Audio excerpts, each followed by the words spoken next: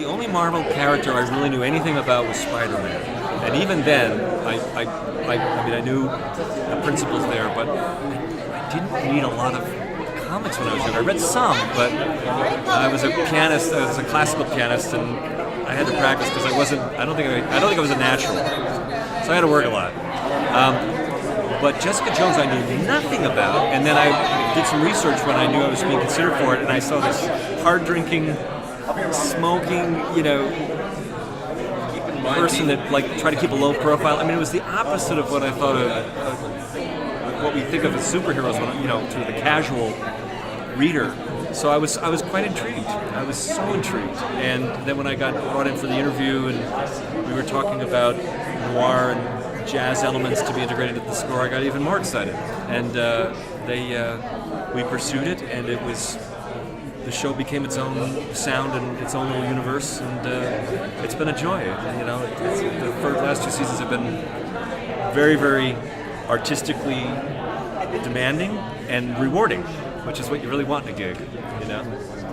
I would say, if anybody knows the late Bill Evans, the jazz pianist, there's a hauntedness to some of his music when I was in college when I heard it. And I will say that there were some quieter moments in Jessica's life where she's kind of alone, not lonely per se, but alone. There was something about, I was thinking about Bill Evans and Chet Baker and some of these artists that just, they emote so much, doing so, in some ways, so little, just the way they play. I can't explain it. It just connects with me. So I suppose there was a part of me that wanted to bring some of that experience and that energy to the show, if the show could support it. I didn't know until I saw the show what we were going to be able to pull off. But those were starting points for me. The piano and solo guitar and trumpet and so forth. It's just something about when you hear it, if you hear something of him playing, there's something. It's uplifting and sad at the same time. I can't quite put same with Chet Baker. So anyway, but then the show has its own energy as a story. She's her own person, and in season 2, it was particularly exciting to see how she grew and the relationships got deeper, and the show's sound changed. It evolved sort of organically. So I was happy about that. I loved working, and I do. I love working for Disney as a composer, as a performer at the theme parks. It was the first professional gig I got out of college.